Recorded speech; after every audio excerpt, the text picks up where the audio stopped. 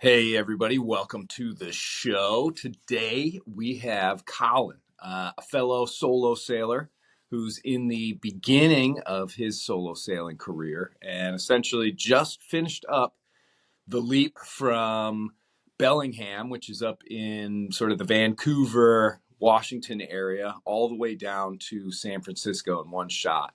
Over 700-mile trip, and definitely got to see the ins and outs of the reality of life, 100 miles offshore and going down a coast that doesn't have a whole lot of emergency evac spots. The East Coast is riddled with, the intracoastal, lots of harbors, lots of towns, lots of anchorages.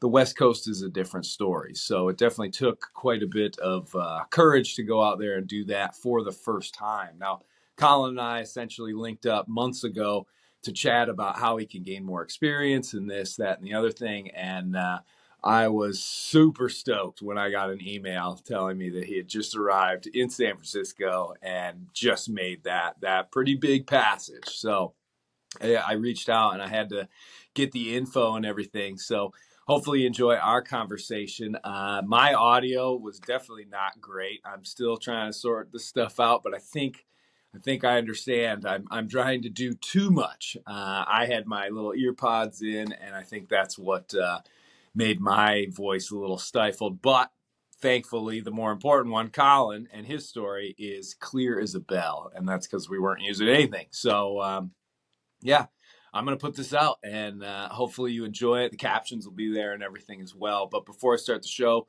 like I always say, if you want to help support not only this podcast, but the YouTube channel, consider in the description, there are links for Patreon, also one-time donations via PayPal, Venmo, and then also all the different merch, the children's books, the regular book, the audio book, the shirts, and all that sort of stuff. It's all in there, and all that helps me to get back out on the water. I'm trying to get together a trip this winter just for a month or two to cross the Atlantic out to the Cape Verde Islands and back. And one of the sort of side projects with that is to create a bunch of instructional sort of reference content for anybody who wants to go out and solo sail. So stuff from reefing to dealing with squalls, dealing with weather, forecasting, navigation, all that sort of stuff. I want to do pretty informative videos. That's sort of the game plan. But to be able to do that, I also need to get Starlink and all these other things so that I can kind of keep uploading as I go. And that costs money. So every bit helps. And those who have helped already, thank you all so very much. Really appreciate it. Without further ado, and if you want to reach out to the show, sailinginto.oblivion.com for any presentation stuff or any online consulting and coaching, or actually in person coming and hopping on your boat. I'm going to be on the East Coast in October and then down in Florida in November. So those are some of the areas. Enjoy the show.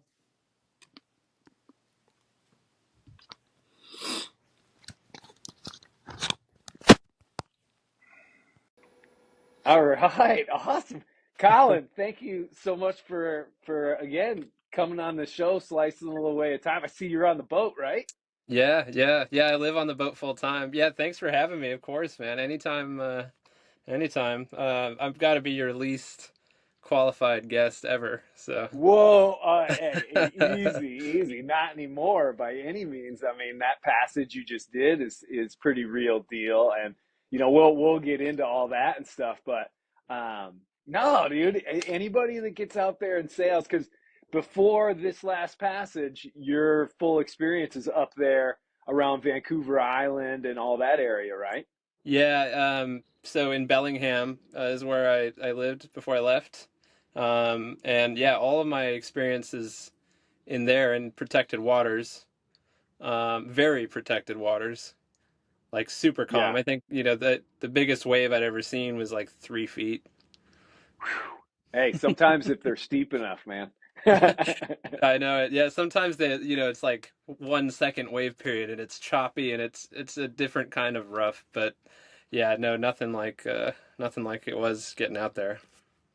Yeah, well, and so I mean, you and I linked up what I can't even remember when that was, but it was a fair few amount of months back, Yeah. and we talked about strategizing how to sort of gain a little bit of experience and where would be the best way and how. And yeah, I mean we had talked about what going all the way to the western tip of Vancouver and coming back down, but I think we had talked a little bit about going all the way down to San Francisco, but at the time we were sort of like, geez, there isn't much of once you go, you're fully committed. But that's exactly what you ended up doing. Yeah. Yeah. Yeah, it's tricky, man. If you're from a place like Bellingham, it's pretty difficult to get out to open water.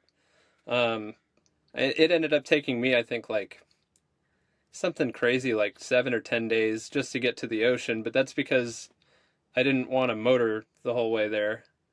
Yeah.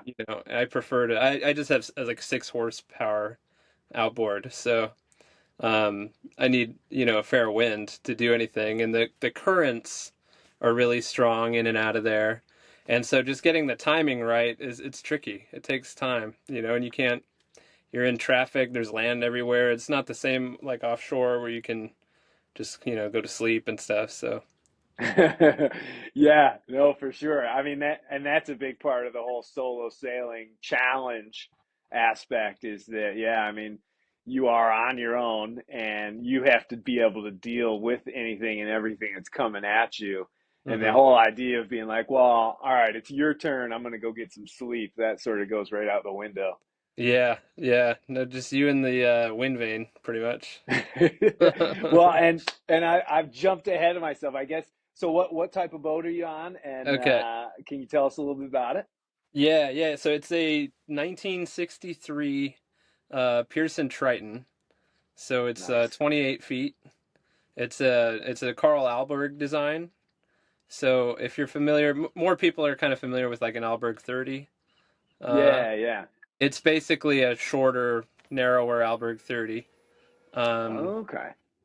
and you do feel the difference. I kind of looked at both. I actually looked at an Alberg 30 right after I bought this boat and was like, man, that extra 2 feet would have been Makes a pretty big awesome. difference. Yeah, Yeah. right. Yeah, especially forward because I've got just enough headroom in the main cabin, but that's 6 feet long, and then you lose a foot once you get forward, like under the mast and the V berth area and stuff. So it's tight. Kind of ducking down, yeah. But Oh hey, yeah, it's not a Contessa 26 where you're basically hunched over and kind of, I think, hands and knees, really, if you're sailing one of those. I've seen one before and I was shocked at how little space there is. But that's one of those yeah, super tough boats that come in a small package.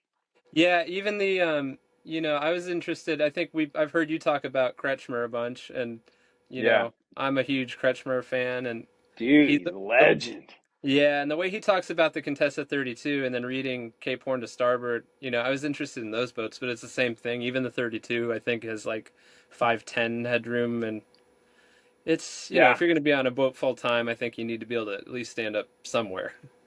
Oh, well, that's always been a pretty big aspect of why I've really enjoyed the West Sail. I mean, it definitely has a lot of drawbacks, speed and how it handles head seas and stuff like that. But boy, you go down below in that thing, and it's huge, and it's all in this 32-foot package. And man, when you're out for months and months, you want to be able to at least have a comfortable home, I think. And I've never really, speed has never been the biggest priority for me. Safety and comfort definitely are. And yeah, I mean, I think there's a lot to be said for it. And I know even Kretschmer, he talks about how they didn't build the Contessa for comfort. They built it for sailing and sea kindliness and all that sort of stuff. And Yeah, so he knows. yeah, yeah. I haven't been on a lot of. I've almost been like afraid to look at bigger boats because I know my head will start going places. Yeah. And it's wild, man. I met these two guys on an island packet 40. And, Oh, dude. I Yeah. mean, and it's like a condo. Uh-huh. There's Yeah. it's wild to me. And But it comes at a price. I mean, the thing has like 25 ports, you know. Yeah, I mean, they're really well-found boats. A lot of times, the West sails actually get sort of thrown in the same boat, at no pun intended, as the Island Packet when people are trying to sort of compare and say, well, if you were going to have a modern boat, what would it? And they're like, well, an Island Packet's kind of like it. Mm. Um, but yeah, and they're expensive. I mean, I don't know what a new 32-foot Island Packet would cost, but I'm thinking probably $500,000 or something like that. I think I saw just, you know, sometimes I'd poke around just for fun. I I thought it was a mistake. I think it was a well, no, I'm sorry. That was a Pacific Seacraft, but it was a Pacific Seacraft 31, Uh-huh. a 2022, I think, for Oh wow. $600,000. New boats, man. New boat. I'm all about recycled boats, dude. It's Yeah. the way to go. It really is, I think. Yeah. And you're doing the environment a favor. Right. Isn't that great? Yeah. What year is your boat? Sorry. It's a 63. So it's, 63. you know, Whoa. yeah, it's like one of the first fiberglass boats, you know. Yeah. And Holy cow. there's all this kind of there's a lot of bad info out there about these boats. So, you know, half of them, oh, I don't know if it's half and half, but some of them were built on the East Coast and some were Hmm. built on the West Coast. And there's some differences. The main thing is the West Coast ones are masthead rig, whereas the East Coast version was a fractional rig. And so people prefer the masthead rig Yeah. because this mainsail is enormous. It's way oversized and easily overpowered. So if you can get more sail area forward, it helps um, somewhat. But the other thing is that there's more wood on the East Coast versions. Like the coamings are wood and stuff like that. And but there's this myth that the West Coast versions have no core in the deck, that they're solid glass Oh. decks. But it's not true because mine is cored and it's wet. It's All yeah, right. A little soft up top, huh? it's a little soft. Yeah, it's a little hard to keep fittings and stuff from leaking. Which Oh, is geez. how I got the boat for a song as a result because you know I think they wanted $12,000 and it didn't have anything special about it. But then I found the wet decks and then all of a sudden it was 2,500. So Wow, that's not. Yeah, I mean, shoot, dude, that's you're itching to go out and do a whole lot, starting with bare bones and well, how long have you had it for? I bought it last May, so whatever that is, 16 months or something like that. Oh, okay, okay. And Yeah. and besides, like, because I mean, a lot of boats will have a little bit of a soft deck and stuff like that in certain areas. Besides that, the structural integrity of the hull, the bulkheads, all that sort of stuff is still pretty much top notch. Yeah, well, so that's the other myth is that these hulls are an inch thick. You'll hear people say stuff like that about Tritons, you know. And a lot of like old school plastic boats. That's the myth is, oh, they overbuilt them so much and blah blah blah. I cut holes in this boat and it was shocking to me how thin it was actually. There was I redirected some side deck drains just above the water line, right? I put some Uh-huh. through holes in and it was Yeah. just under a quarter inch thick there. Solid glass, though. Yeah. Yeah. Yeah. But still, I mean, people will tell you all day long that it's an inch and it's Inch not. thick. Yeah, yeah. Down where I redid the Seacocks too, and that down there it was more like a half inch, maybe 5/8. But Right. but yeah, they're not as, you know, it's you could tell Yeah, the yeah, water's right there, you right. know.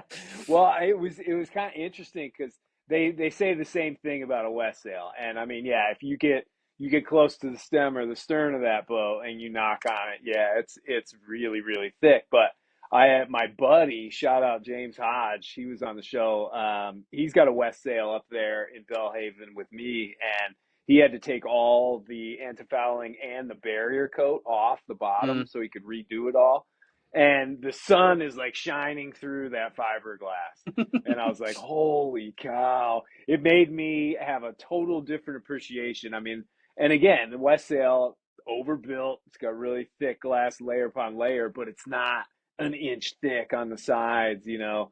Yeah. And it's kind of weird to see it like that, where you're like, oh, this is glass. It's fiberglass. You can see through it almost. Yeah. So, yeah, that's it. That's pretty interesting. But Yeah. yeah, so she's all good though. You're Well, pretty confident and all that. But it's sorry, go there ahead. well, there's always stuff, right? But there I did a lot. Always, yeah. I did all new rigging. I made new chain plates. The originals were wild. They were like uh, an eighth of an inch thick, you know, and by an inch, tiny little straps, you know. Yeah. And I upsized the rigging. I got new sails. Um, you know, a lot of new like blocks and stuff like that. I didn't go crazy. I don't have like self-tailing anything. I don't have a furler. Um, Nice. Good man. Good man. You know, that keeps you involved with the weather. it sure does. I mean, I'm gonna be honest with you, man. I'm rethinking it now. Nothing wrong with that, honestly. Well, so that's a great subject because people always ask about that because they see that I don't have any of the furling stuff, and I'm very upfront that I pay the price. You know, 2 in the morning, Oof. squall rolls in, I'm all cozy in my bunk, but now I have to go out onto my bowsprit, get completely shellacked with salt water and rain, you Hmm. know, haul the sail down. So you obviously must have experienced a little bit of that on this I last did. voyage. I did, and it you know, a lot of it was like I left some speed on the table, you know, because I'm pretty lazy, and it would be Yeah, yeah, like, yeah. Nothing wrong you with know, if I'm doing 4.5 knots, 4 3/4, something like that, with my 100% up, it's and it's late in the day, and I'm thinking, yeah, the sun's gonna go down in a few hours. I could probably do hull speed if I go through up the Genoa, that. Right. but but it's what, 20 minutes each way, and uh, I probably need to swap a pole. I don't have like a telescoping pole, so to do it right, you kind of want the bigger pole for the bigger sail and stuff. And Oh, to pull it out and everything. yeah, because I was like kind of dead downwind the whole time, so I was always pulled. Right, Um, right. and so I don't Oh know. yeah, that's an operation Mhm. to deal with a full sail change when you have the sail pulled out. I definitely understand on that one. Yeah. Yeah, yeah, that was a big. I don't know.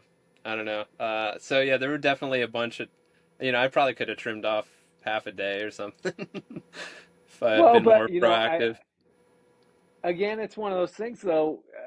At least for me, when I go out there, that's what I want to go do. I like being out on the ocean, and I like the act of sailing.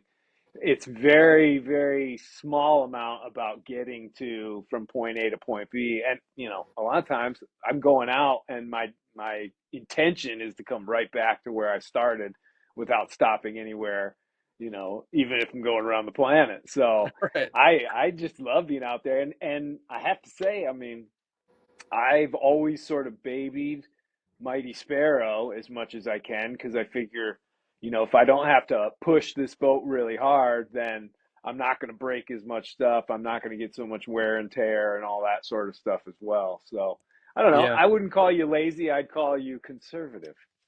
Yeah, there you go. It's a good spin. Yeah. Yeah. I definitely yeah, because I was never lazy when it was time to make the sail smaller, I was ahead of That the was going to be curve. my next question. Yeah, Yeah. Yeah. Yeah. Yeah. I was curious about your rig because you know, you have the inner forestay, right? So yeah. and so can you leave your sails, like, if you do you kind of more or less operate with two that stay there, and if you swap one, maybe you just leave it lashed and stuff? Because I had to, like, part of the problem for me is I always have to take the whole thing down and fold it up and bring it inside and put up a whole new one. I can't just like drop one and lash it, or I mean, maybe I could rig Oh, something, that but That sounds exhausting. Yeah, no, I pretty much like say the winds are picking up and I have to douse my Genoa and I'm just going to go on the staysail in Maine, then hmm. I'll bring the Genoa down and I'll kind of wrap it up tightly. All the hanks stay on And then I Mm, have a ton of little 2.5, 3 foot lines hanging from the lifelines all the way from the forward end of the bowsprit back to essentially the stays.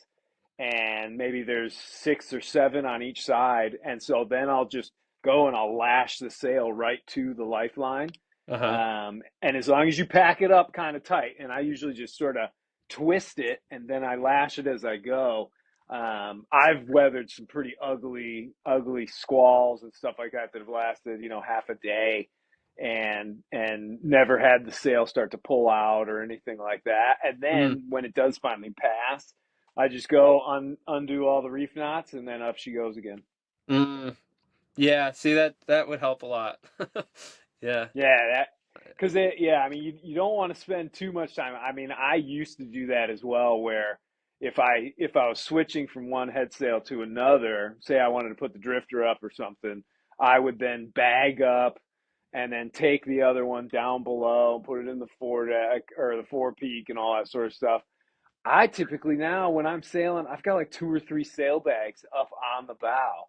Hmm. But I also have the luxury of those like foot tall bulwarks all Right. around that area. So, it's a pretty safe little environment. I can tie off the little necktie on the sail bag. I can tie that to one of the stanchions. And I Hmm. think only ever once has one of those somehow managed to get over the side and was dragging for a little bit. Got it. But I too, I mean, you could easily call me a lazy sailor when it comes to that. If the weather's not bad, I'll usually have 2 or 3 different sailbags up on the or on the foredeck, Hmm. and things are lashed, this and that. I mean, obviously, if heavy weather was forecast or coming in, or things started to look sketchy, in just minutes, I can go clear all that stuff Sure. and throw it all down below. But I, I, I don't even think, honestly, I don't think it's laziness. I think it's efficiency. We're just super efficient. We want to use as little energy in the working mode as possible so that we can kick back and read a book or fish or do whatever else we want, right? Yeah, or just stay upright, right? 'Cause a lot of Or just stay over, yeah. yeah, a lot of energy gets expended just fighting Uh-huh. fighting the motion. Especially when you're doing the downwind, or how does she perform as far as rolliness? Rollier than I would have thought, uh, for sure. I mean, I guess yeah, in my mind I was like, oh, downwind sailing is just going to be so comfortable the whole time. Right. I'm not going to be like heeled over the whole time because this boat's super tender. Yeah. Like, I have to reef at like 12 knots, and then Oh, anything wow. over, yeah, yeah. I mean, the boom is 14 feet long on a 28-foot boat, so it's this enormous main, Yeah. and it's way too big. They're known for weather helm as a result. Um, so Is the I'm almost, mast is the mast positioned pretty far forward on the boat? yeah, yeah, I Okay. think so. I mean, I would say it is. It's a fairly small foredeck. Yeah. Um, Okay. but and it goes all the way back. I had a weird thing that I could not explain, man. Before I redid the rigging and got a new sail, I had the boom get hung up on the backstay, which shouldn't be possible, right? Doesn't that sound crazy? It Yeah, I mean, it should always you should always be able to clear that backstay with the actual boom. Yeah, I mean, sometimes the roach of the sail will sort of go up against it when you're tacking or jibing, but the actual boom, unless you had the boom like 4 feet higher than it normally should be, right? Yeah, I couldn't, I wish I could go back and say what had happened. It was the weirdest thing. I actually almost went in the drink, as they say, trying to clear it. Because I think I tacked or jibed or something, and the I think maybe it was a jibe, and instead of going across, it got hung up, and but it was like kind of backwinded up there, so I had to free it, and so I'm standing in the cockpit trying to free the thing, and when it Uh-huh. released, I almost Oh. it was it was real close. Oh man, yeah, right. Yeah, but Yikes. I can't explain how that would have. I mean, the geometry, like, it doesn't make any. I don't know what was going on, Ah, but well, it happened. I'm telling you. let me ask you this. So if it was a jibe, um, if you didn't have like any sort of boom vang that was on, This when a was lot of before. times, Yep, yeah, when it'll jibe because you'll get so much twist in that sail, as it sort of goes slack from one side to the other, the boom goes way up, and I'll bet you that's what it did. you're probably right. I didn't think of that. That's brilliant. Yeah, I think that was before. Adding a boom vang was one of the things I had to do, and yeah, that must have been it. Must have gotten high enough. Yeah, I'll bet you it just got way up there. And then what, it hooked up on like a cleat or something on the Yeah, aft there's end of like a it. little. It's like where the topping lift. There's a little Oh, where shackle on that the hooked thing. on, yeah. Yeah, it's all on the end. So yeah, Oh, and very cool. that means that's why it was so high too. So I'm like fully extended trying to release it. Looking back, I should have just jived back out of it. But yeah, Right, right. live Oh, and learn. geez. Yeah, Yeah, well, and that's sort of all part of it. I mean, and with this voyage, so you went from Bellingham, and you are now in San Francisco. yeah, yep. I'm anchored So, right in downtown. It's pretty awesome. Like there's a skyline right here and everything. oh, nice, Uh, dude. Yeah, there's an anchorage here that you pay $10 a night for, and which is on one hand it's like, oh, you're paying for an anchorage, but at the same time you're like downtown San Francisco for 10 Downtown, bucks. yeah. Do they Um, have a dinghy dock and everything that you can go to? there's like a little sandy, yeah, pretty much. Yeah, you kind of just go up on the sand, and there's a place to like lock your dinghy to, and Oh, um, very cool. yeah, if you come back late, if you have a go out and party or something, you might have a hard time getting back in. They lock it up, Oh, but they lock up the beach area? yeah, yeah. Gotcha, I mean, gotcha. there's a way. I mean, you'd probably have to swim, but there's a way to get back if you kind of have to swim around this little pier thing over here if you needed to get back to your dinghy. But Gotcha. And yeah, and how many, you said it take what was it, 8 days or 7 days to get from there to there? right. So like I said, I had to leave Belling to get to the ocean was like however long it took, a week or two. I slowly made my way out there, and I was waiting for a weather window anyway. So then I'm at the jumping off point in Nia Bay, which is at the inlet of the Strait of Juan de Fuca, which goes to Seattle and feeds all that Puget Sound and everything. That's the Oh, main okay. entrance on the Pacific. It's called Nia Bay, is the first anchorage there. So that was where I was waiting for weather and where I jumped off from. And it was 7.5 days from there to Drake's Bay, which is 30 miles north of San Francisco, and And where a that lot of was, that's where a lot of people make landfall if they're coming here because there's pretty heavy currents going in and out of the bridge. So if you're you the gotta Golden time Gate, it. Right. yeah, you got to time it. So I went to Drake's Bay and it was yeah, 7.5 days. Hmm. Nice, dude. Well, congratulations. I mean, that's definitely a big passage as far as mileage goes, but also the fact that it's almost in some ways a little sketchier than doing just like an ocean crossing, say from like, I don't know, Hatteras to Bermuda, because you've got land where if you get a really bad northwesterly or something blowing in, now all of a sudden you got this lee shore that you have to worry about. And Yeah. how far offshore were you sailing? I stayed about 100 nautical miles off, sometimes a little more. Oh, nice. Um, for that reason, because Yeah.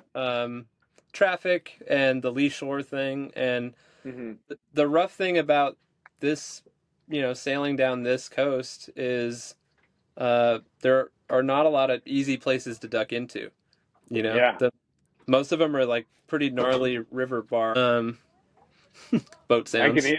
Yeah, I can Do you hear hear. that? I don't know what Yeah, that. yeah. Um, sorry, yeah. So most of them are these like gnarly river bar crossings, that you also have to What's time. the one that's super famous that the Coast Guard has their training thing on? I think it's It's in prob Oregon. it's either the Columbia probably or that's like Astoria. Yeah. That Okay. it's probably that one. That's the bigger one. I guess Newport is the easiest. There's a handful of them, and people say that they can be relatively docile, but me being alone, I wanted to be away from the traffic. I didn't want to worry about having to time crossing a bar like that. I don't have Yeah. strong power. I told you I have a 6-horse outboard. Right. Um, and it just sketched me out. I was like, I'd rather just be getting spanked way out there, than trying to make my way across some river bar. Yeah. So, Oh, I absolutely couldn't agree more. I mean, and that's why when we first talked, that was one of the things where I was kind of like, whoa, okay, I got to check this whole coast out because I never really examined it. Definitely not as much as I do the East Coast because I'm, running up and down the East Coast all the time out here.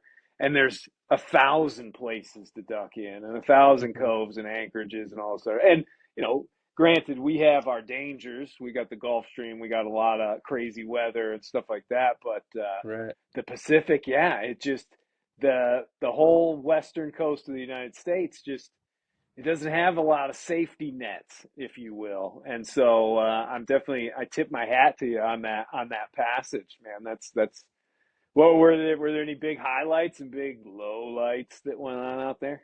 Yeah, for sure. I think probably every passage has that. Mine definitely did. It had highs and lows. Um, and it's not something I was excited about.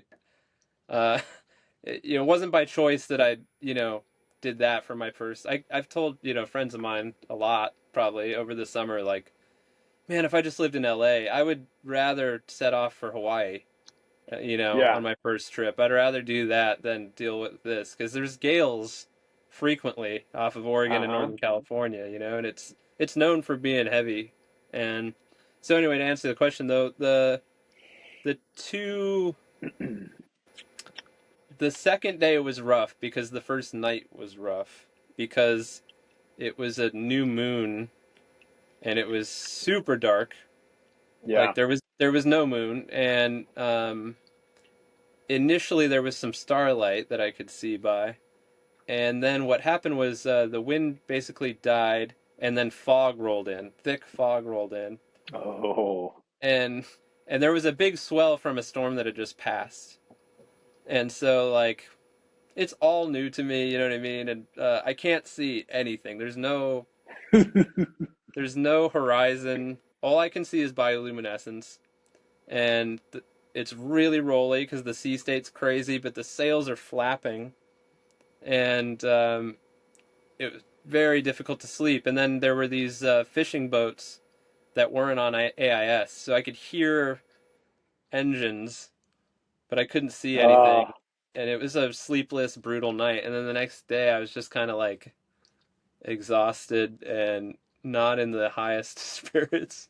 And it was beautiful the day I left. It was sunny and incredible. And then the next day was super gray and I was exhausted.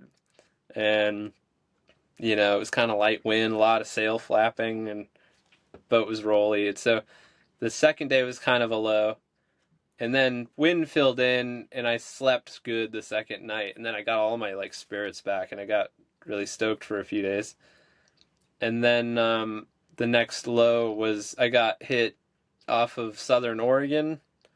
Um, nothing compared to what you've been through down in the Southern Ocean and stuff, but for me, it felt like I was in the Southern Ocean. I had like, it was the way I planned it was I wanted a good weather window that would get me to Newport if I had to duck in, but I didn't want to do that. But I wanted to have the option and then reassess, the rest of the weather as it updated. And when I got to that decision point, I knew that it was going to get a little heavier, but it looked like the gusts were going to be around 30 um, for maybe a day.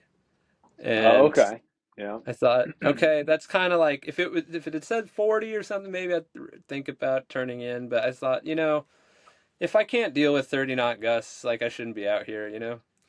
Um, Yeah, I think and I think you're right to say that. yeah, I mean it's gonna happen, right? So, um, yeah, so I pushed forward, and then I think that forecast was a little conservative. I don't have a wind speed indicator, but of course it rolled in like right before dark, Yeah, and they always do. They always do. right, and it got, it was, yeah, again, no moon, totally overcast, so pitch black, and I'm guessing it was probably like close to 30 sustained and probably like mid 30 gusts, and Yeah, it built up a sea state fast, you yeah, know, yeah. Hmm. and way crazier than anything I'd ever seen. And then it was dark, and um, it was a long night. It was sketchy. The noises were crazy. The way the boat would like carve down the waves was really wild to me. And So um, you sort of kept running with it. What was your sail plan at that point? yep, just storm jib only. Oh wow! Holy Yeah, cow! Okay, nice, nice. yeah, yeah. I took I had, triple reef pretty early. In this boat, you can triple reef at like to less than 20 knots almost and get still maintain hull speed. So like I had been Hmm. triple reefed for a while, storm jib up, and then it started feeling squirrely. So Yeah. I took the main completely down, and yeah, storm jib, and we were still doing a steady 6.5 and surfing down to 8 sometimes and stuff. And Well, uh, did you get to see what sort of max speed on some of the surfs? Because how does she surf pretty well? I mean, I don't have a point of reference, Um, it was different than I expected. I expected, okay, big waves in a set, the same direction, and we'll just cruise down every single one of them. But it was more like all these different directions, and curving and carving down like a skier, and these Oh wild, wow! waves over the side deck, and And um, did you actually helm through the night, or were you able to use the wind vane? no monitor wind vane all night. Nice. Okay. Yeah, yeah, I had it off, 10 degrees or something, Uh-huh. and yeah, the storm jib, and there was a couple of sketchy things at night. One was I came up, I heard a gnarly sound, like a big wave in the back that hadn't heard a sound like that before, and Uh-huh. I came up to check. You have to get eyes on these, like you probably, it Oh yeah, helps just to see what's going on. yeah, And my fear was like, oh, a wave could like pull the control lines off at the tiller or something, and then that would be terrible, right? So yeah. I came up to look, and as I'm looking in the back, I'm like, okay, it's still steering, everything's good. But I saw a line, only because of the bioluminescence. I saw that I was streaming a line in the water. Um, Oh, really? yeah, and it was really close to the wind vane, and you always hear about things getting caught up in wind vanes and stuff. And Right. I've heard you express that concern a number of times, talking about Jordan Series drogues and stuff. So essentially, I had just had this a line in the water, and it freaked me out because I'm like, it's gonna wrap around the paddle of the wind vane, and I had to trace it. It was, I have normally I use the same jib sheets for any head sail, but I have a dedicated set for the storm jib. Uh-huh. So yeah, it was my normal jib sheet had gotten loose, and because the storm jib was up, so the other one I didn't manage properly, and it went overboard, and I was trailing it, and it just scared me. I mean, nothing, yeah, nothing. Yeah. Oh no, But that when you see something that you don't expect to see, and especially at night and in rough conditions, like I think your awareness becomes a little more heightened, and mm, so things can sort of freak you out a little bit, and then you sort of wrap your head around what it is actually.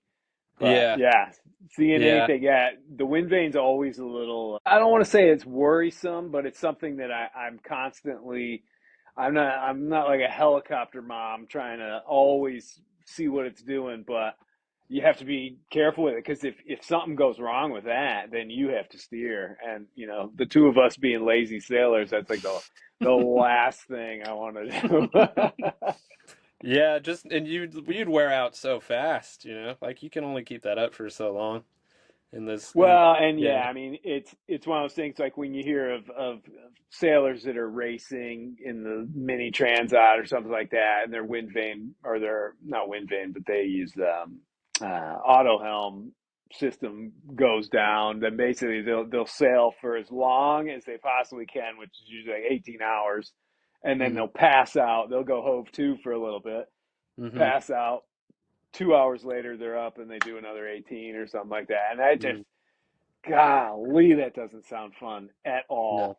I mean, I think of my wind vane Mongo, which is an Aries, very similar to the Monitor, as sort of probably my most. I don't want to say it's the most crucial tool, but it's definitely one of them. Where if I had to pick something to like, okay, we're not going to use that on this trip, Mongo would never be on that list ever. I Mm-mm. always want to have that wind vane.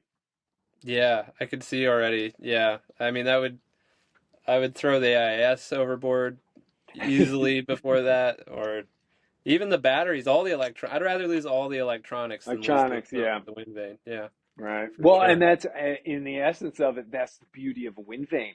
You don't need any electronics. So you get a lightning strike out there, wipes you completely out of the 21st century. You still got a wind vane, so you got self-steering, which means you're going to be okay. Yeah, yeah, for sure.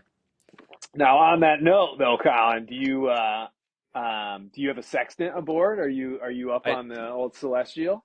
I've got a sextant. I have no idea how to use it. Uh, Oh I man, it's the classic. I'll learn if I have to. I've got a book about it. So yeah. which book do you have? I don't know, and embarrassingly, it's an electronic. It's a Kindle. It's actually a PDF. So I mean, kind of defeats the purpose. Ah, But dude, it's that's on my that. list. It's on my list to get him. uh, I might. I It might mean, be in one of these books. I have some paper books. Maybe one of them says something about it. But I mean, I've oh got my like. God, the irony of that is so great. Isn't that I good? wanted to learn how to use my sextant, but I lost my electricity. It was on my Kindle. Yeah, totally. Oh, Yeah. that's awesome. Well, I'll tell you what, you are in luck. I think it's here. I'm not 100% sure, but the book that I used, it's called like One Day Navigation or One Day Celestial Navigation, something like that. Hmm. It is the only book I've ever read that actually made it pretty darn easy to do the Latin long. The longitude is kind of a little bit of a cheat method. It's not like super complicated, but it's also not super accurate. Mm-hmm. But you only need to have the nautical almanac and the sextant, and then that's it. You don't need to have the can't even remember the HO something or others, all the different tables and all that. I mean, the nautical almanac has a lot of that stuff in it, but normally if you want to do traditional longitude and you want to cite some stars, planets, things like that, you're gonna need a couple different books on board, and Mm. they're not that cheap either. Uh-huh. Um, so, it's one of those things, but I'll definitely track down the name of that book for you. Pick it Yeah. up on Amazon or something. It's not super big, but it will pretty easily make it so that you can get a good Latin long out there on your way to future islands. Sweet. Yeah. It's funny. I forgot about that too. I would have needed an almanac, right? And I don't have a non-digital timepiece. So, yeah. Oh, what? And that was, it's kind of interesting because this whole give and take between technology and the old ancient mariner stuff. That's always been kind of a neat subject that I'm kind of constantly wrestling with. But my sextant was given to me by a guy named Phil, and it's maybe 70, 80, 90 years old. It was made in Tokyo, Japan. It's beautiful. But inside of that beautiful wooden box with this sort of really great ancient piece is also one of those Seiko or Uh, G-Shock watches that uh, links up to the atomic clock. So I've always got that. So you've got this juxtaposition between the ancient and the new. So those aren't that expensive, and they have ones that essentially they've got a little solar thing so that you can just throw the watch into the sun for a little bit. Mm. Never have to change batteries. Yeah. Yeah, technology's great. This one has solar also and GPS. It's one of like six Oh, there you sources go. of Yeah. GPS on board, you know. Even if you're Right, right, not right. trying, I think there's I did a tally. There's the GPS plotter. The VHF has GPS too. Mhm. Um, I've got a Garmin InReach, the Garmin Nice. watch, iPhone, iPad. I mean, there's all these sources. So So many, yeah. I mean, yeah, and the idea of having every single one of those get knocked out is pretty low. So they yeah. used to say, I had a friend of mine who went to, he was getting his Ocean Master certification, and they make you do Celestial for that. And the instructor day one was like, all right, what do you do when your GPS fails? And everybody's like, well, that's when we get our sextants out. And then, they're all going to learn how to use them. And he's like, no, you go and you get your backup GPS and turn that Right, one on. right. And he is right. And it is in essential. I mean, in reality, it's a hobby for sure. But there's just like this little 1% part of me that's like, you never know, Hmm. that whole GPS thing could just stop working, and then you're in the middle of the ocean, and you still want to have that knowledge. But Yeah, yeah. I definitely want to learn. I think it'll probably.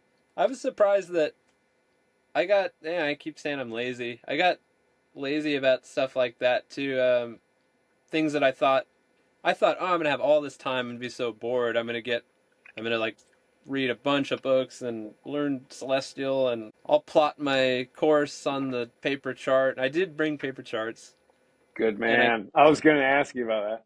I did, but I haven't used them at all, and I didn't even Oh. I saved my coordinates. I did. It was all I could do to just write them down every day at noon. Um,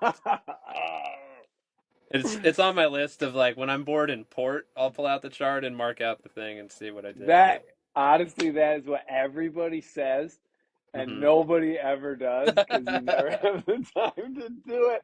Oh man, but that's all right. Hey, I'm not judging, and to each their own. But I will say, I just did an episode about the route going around the world, right? And I I listened to that. have. Yeah, Oh, you did? Okay. Well, yeah. I have I had all my charts, and I got to tell you, it's one of the nicest things to be able to just whip these charts out and look at. And I mean, it was every single day I'm doing my noon position, so that's all marked on all the charts and everything. And Mm. then, I can go back into these log books, and even for the trip around the world, it was every 6 hours I logged in that. And, when I'm old and my memory doesn't work, and it'll be like that thing in the notebook where somebody gives me my old logbook and I read about this adventure, and then suddenly I'm Yeah. like, oh, that was me. And then it's gone. Yeah, that's priceless, man. Yeah, Yeah. well, and don't get lazy there, sir. That's the only thing I will say as far as what as my older brother would say, you know what you need to do. But mark on those charts because later on in life you're gonna want to look at them and be like, and to show other people as well. Be like, well, let me just show you on the chart my first solo passage, 700 something miles, da da da. Yeah, yeah, no, it'll hang on my wall someday when I have a wall again. Exactly. Well, so that trip goes good. Hmm. You've got, obviously, there's ups, there's downs, all that sort of stuff, but the adventure is not over by any means. What's the game plan? So, you know, I've been, all right, how do I put it? The real goal, the only actual, I kind of had two goals. One was to make it here, and it should be a lot easier after this. It's less treacherous. There's more places to duck into, and the gales are less frequent. So in my mind, the big hurdle initially was getting to San Francisco, Hmm. and um, and it was a tremendous relief and a proud moment to pull it off. And the next real goal is to cross an ocean. That's kind of been that was the original goal, but I had to do this other one first, to kind of get set up for that. So Yeah. I know for sure that's a goal. I'm gonna do anything I can to make that happen. So I'm gonna head down. I've got family in Los Angeles, Hmm. so I'm gonna just work my way down south and hang out there until November because it's hurricane season down in Mexico. Hmm. Um, and the idea is to spend the winter sailing around Mexico, around Baja, and into the Sea of Cortez a little bit. Nice. And then, and I want to, like I said, I want to cross an ocean, so it'll be the Pacific. And I haven't decided yet if it's going to be to Hawaii or, somewhere in French Polynesia or Marquesas or, there's options. Um, Yeah. the way I envisioned the trip originally was if I go down to Mexico and I still like sailing and I still want to do the ocean thing, Smart. then I'll Smart. then I'll go to Hawaii, and then from there, you do have the option to sail back up to the Seattle area. Hmm. So I got someone to sublease my slip in Bellingham for a year, and the idea the whole time has been to, you know, kind of have these decision points. Get to Mexico, confirm I still want to go across, and then from there, I think I'll know by then, like, hey, do I want to wrap this up and sail home, get my slip back, sleep in my bed, and I had Yeah. my adventure, or am I totally in love with ocean sailing and want to keep going? And who knows where, I'd follow the traditional, trade winds route probably. Make it Um, all the way around the world. we'll see. I'm not opposed, but I've been afraid to say I'm a little more comfortable talking about it now, having made it here. But I didn't Yeah. want to be that guy that was like, I'm gonna circumnavigate, and then because Right, right, right. I didn't know if I was gonna leave or not. Uh, I was so afraid of this trip, and I had to keep putting one foot in front of the other just to get myself to the jumping off point. And the whole time, I'm telling you the truth, like even heading out towards the coast to get to that last anchorage and everything, I felt like 50-50. It's like I don't know if I have the balls to actually untie the line and go out there. I don't know if I'm going to do it. And it was this torturous summer of like feeling like a fraud because I wasn't even 100% committed, and I had a big fear that I was going to chicken out. Yeah. And so anyway, now I Well, feel a little. but you at least were able to. I mean, you obviously did it, so Mhm. you didn't let that fear, the sort of the fear of what could happen or the what ifs and maybe failing at the whole endeavor or anything like that. You didn't let it keep you down, and now you have this huge wealth of experience from that trip. Which now, I mean, there must be definitely a much higher confidence level thinking about like, okay, well, now we're just going to hop down to Mexico. Or, I mean, you're talking about going across to Hawaii pretty casually. I must say, it's very impressive, sir. Very Well, impressive. I don't expect weather to be anything worse than what I just did. I mean, anything could happen, I guess, but from what I've researched and what I've seen, um, and a lot of that's YouTube, of course. Right, right, yeah, Like, the Sam Holmes video from LA to Hawaii was one of the major initial like inspirations for me. That was like the first. I read The Dove, back in the day, and that was kind of maybe the first yeah, thing. But then I think it was that Sam Holmes video. It was just like this guy on this little boat on the Pacific for weeks. That is beautiful. I really want to do that. Um, and he made it on a 23-foot Ranger, and I've most of the video, I've seen a bunch of squalls and stuff, but it doesn't seem like you get these big gales that last for a day or two that build up these gnarly seas, and you don't have a lee shore and you don't have as much traffic. I'm not worried. I'm more worried about the mental, which is actually maybe the big surprise here is before I wasn't worried about 23, 25 days at sea. That sounded hmm, great to me. yeah, Now that I've been out there a little bit, I remember thinking to myself on like day 5 or 6, like, whoa, if you were only about to be like 1/3, like if this was the 25% mark, that is a long trip. right, Um, right.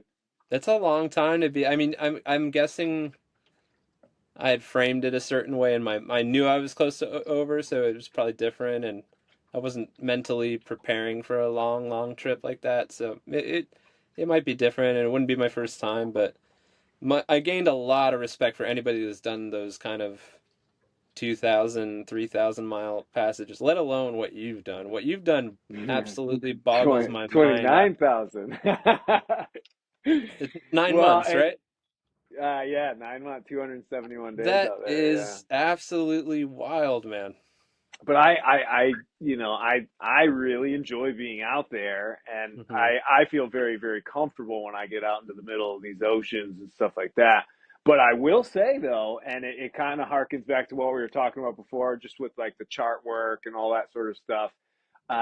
One of the things that I think is instrumental at keeping my head straight and kind of making it so day by day by day things just go by, and I don't feel like, oh my gosh, I've been out here for so long, are those little routines like the morning check over everything, and then the 6 a.m. fill in my logbook, and then the noon site, and then this, and it's only maybe 5 or 10 different things each day that I have to do, and they usually only take a few minutes. But sort of having that structured schedule, I think, is very important for those really long distance, or like I said, a 2,000 miler or something like that, where you can be out there for 25 days. Hmm. Those routines, I think, are absolutely crucial for keeping that weird, scary, creeping thought that's way back there of like, you're alone, you're on the ocean, you've got weeks to go, let's mess with your head. It sort Hmm. of keeps that at bay a little bit, and Hmm. that's, I don't know, it's kind of my own little theory, but I would say though, if you've been able to do a 7 8 day trip, that's a pretty good, like, proofs in the pudding that you'll be able to keep your head straight for a 25 or a 30-day trip, Hmm. I would think. I did feel that, you know, I don't think it was just because it was almost over and I knew it was almost over. The last 2 days, I really felt like I fell into the groove finally. Oh, yeah, It, yeah. all of a sudden, the rolling didn't bother me. Found myself more curious about, oh, how's the boat going to move today? I wasn't fighting it. I felt like something happened. A switch got flipped, and I just felt like calm, and that's hard for me. I don't know if you can relate to this, but like sitting on a beach, for example, I can't just sit on a beach and just relax for like hours like people do, or like going on vacation and lounging around. I can't do it. I'm not It's good at tough, just. yeah. I have no idea like how to relax, and I did feel that last, especially like last 48 hours, I got this in this zone where I was feeling a little sad to be making landfall, and Mm, uh, nice. and stress. So, I still stand by it. I'm like, man, uh, you know, people were talking about going out for a day sail, and I was like, I'm not really interested in that. Like, I love sailing. I want to be back on the ocean. I'm really itching to hit the road again, but weaving around power boats and land Yeah. and Well, worrying about hey, the current and it's not, right. it's a No, different I thing. mean, well, I think what it sounds like you really enjoy is that ocean travel, that you know, way out of sight of land. It's you and the boat and Mother Nature, and basically going from point A to point B, and being sort of just displaced from all the chaos and all that sort of stuff. And I couldn't agree more with the idea that usually it takes me 5 to 10 days before I really start to get back into the zone, and my Mm, brain starts to slow down because I don't have internet, I don't have screens or anything like that. And then all of a sudden you start to really, that's when I think the connection between sailor and boat and ocean and wind really start to meld. And that's when you just that's when you could just stay out there for pretty much as long as you want, until you start to, I usually start to go crazy around 230 days. You can tell that I'm in need of the land again, just because Hmm. I'm getting too weird. But you know, a month or two, oh, absolutely freaking love that. Love Yeah. that. Yeah, I can't wait. I will say though, it was sweet to San Francisco is a cool place to land. I mean, Yeah, I'll bet. it's gorgeous. It's that part of town where we tied up, and um, you know, going out for Mexican food and stuff, and just being around. It felt great, even after just a week and a half, or 8 days or whatever. Yeah, well, and down in Mexico, I haven't sailed much there, but we did a trip years ago, decades, geez. From Puerto Vallarta, we went to some little island on the way to Cabo San Lucas. Then we went and stopped at some place in the middle of Baja. It's like Man o' War Cove or something, and then I think it was Baja Tortugas, and then we stopped in Ensenada. And so there were Hmm. some neat little spots. Ensenada, I don't know, it's just a crazy place, but Cabo Yeah. was fun, obviously, but it was Baja Tortugas was it was like this little tiny town. They've got a little harbor, and there used to be a sardine cannery or something there that disappeared 50 years ago, but it was a neat little kind of full on Mexican town where you knew you were on the Baja at that point, and it was like, Mm, wow, this is really cool. So I there's can't some wait. neat stuff to explore, yeah, down there for sure, and Yeah. in the Sea of Cortez too. Yeah. So I used to live in Phoenix, Arizona, Okay. and you can get to the Sea of Cortez in like 3 hours from there. And Oh the wow. joke, Okay. yeah, the joke is that it's like Arizona's beach is uh this town called Rocky Point or Puerto Penasco that you may have heard. People sometimes, if you go all the way up inside, then that's where you end up. And so I have a bunch of memories from there, and I speak Spanish because I lived in Colombia for a few years. So I'm super excited to spend time in Mexico. Nice. And will you do the whole winter down there, and then Hmm. the plan will be to then reassess, and would you wait until the end of next hurricane season to then jump into the Pacific, or would you go well before it? So I would be looking at like April, I think. Um, April jumping out, okay, because it yeah, doesn't say it starts same as the Atlantic, right? It starts in June, but it doesn't really get going until July, August. I think so. I'm a little ignorant, to be honest. It's kind of like figure it out as you go. The general idea that I've heard is We April. better nail those dates down there, Colin. Yeah, yeah. I've got time now, I think. So yeah, I'll figure it out. I think the April was what sounded like the best. Awesome, man. I got Well, some well, repairs and stuff to do um over the winter for sure. yeah. Stuff I Oh didn't no. get to the first time. Will you haul out when you get down to Mexico at all? Do you think, or are you gonna be able to do it all while in the water? I think I will because I think I need to raise the water line. Oh, okay. I think it's kind of sitting right on it. Yeah. Um, there's like no room. You can't really see any anti-fouling, so um, it just wasn't used to having all it's mostly the water weight. Um, so and the wind vane and a few other things. So yeah, it's sitting a little deep, and I broke my topping lift. That was the only thing I broke on this trip. Mm, Was didn't even really break. It was my fault. I went up and did a rig check before I left and checked all the shackles up there, holding all the blocks and everything.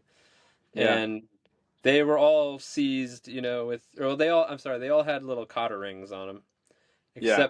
except one, which didn't. And it could have been, it had one of those pins with a hole in it that you can seize with wire.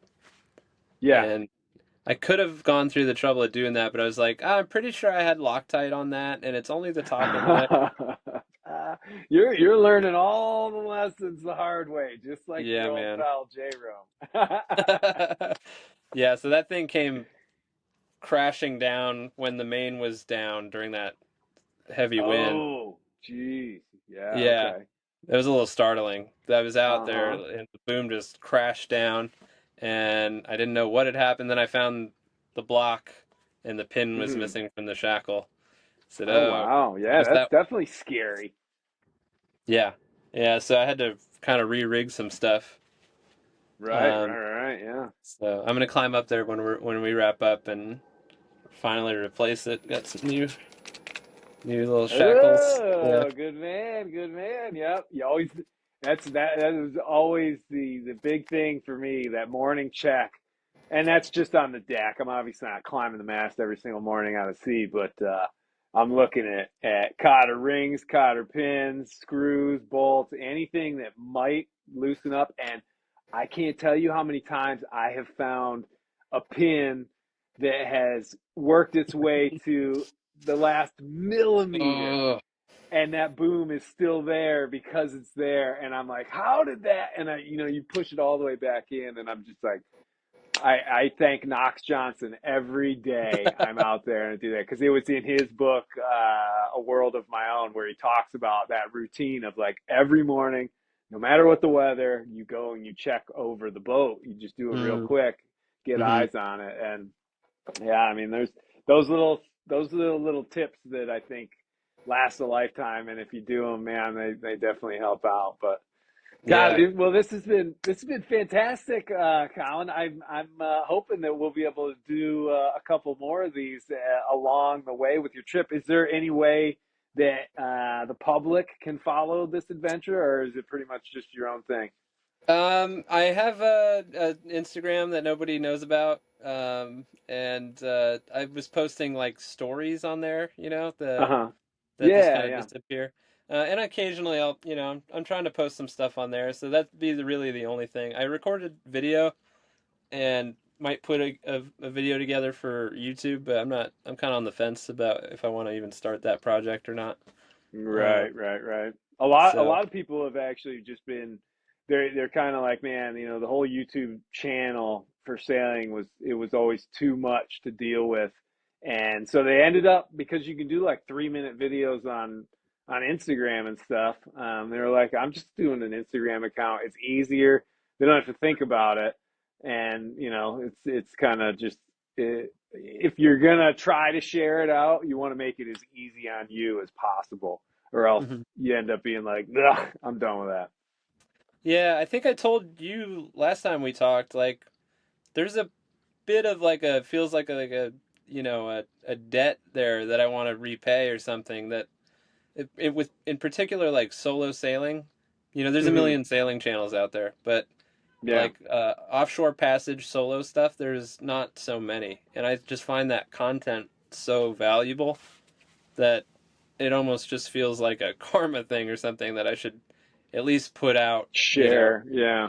At least share when I do a passage. I'm not going to be the guy that's like you know filming my cheeseburgers and stuff in port, but like, No, but I just think you the make sure, passages, yeah. do the next time it's like raining and you're at anchor, do one of those videos with that thumbnail where it's like 59 knot gust in rain, survived. And like, Yeah, yeah, I should, yeah, no offense to anybody that's putting that stuff out. Everybody's just trying to make their money, right? yeah, yeah, for sure.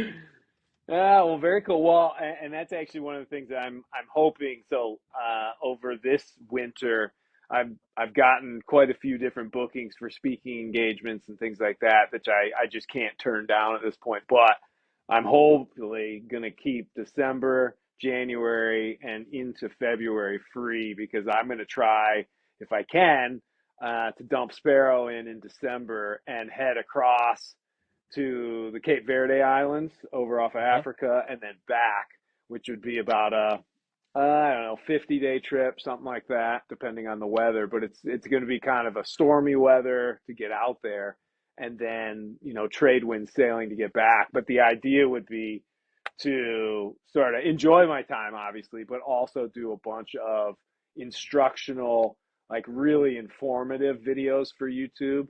Mm, Nothing that would go viral by any means, but would really get into the nitty gritty of reefing and why I'm doing it, and sail plan and why I'm doing it, and all that sort of stuff in all sorts of different conditions, to be able to bring hmm it back and then just sort of splash it all out there. But I think that's an we'll awesome see. idea. because it's such a huge hole there. You know, there's all the lifestyle kind of stuff, but Yeah. I had so many questions about, yeah, like sail changes and how you know, and reefing and the stuff you're talking about, like just handling a boat offshore, the Hmm. nuts and bolts of it. It's not easy to find good information about that. It's shocking, but it's true. No, for sure. And unless you have the bravery and courage like you have of just being like, you know what, I'm going for it. And now you've got 700 something miles under your belt. It sounds like you'll have another probably what? Oh, geez, another 1,000 miles by the time you get down all the way into the, Sea of Cortez. And then pretty soon, dude, you'd be hopping across an ocean, man. I'm very excited. I'm very impressed. I'm very impressed, Colin. Thanks, man. Thanks. Yeah, it's just running from demons and boredom.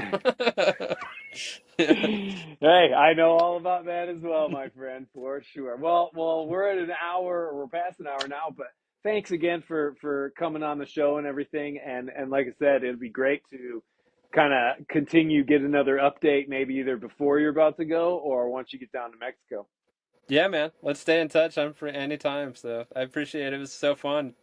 Awesome. All right, I'm gonna sign off All right, ciao, man. and think.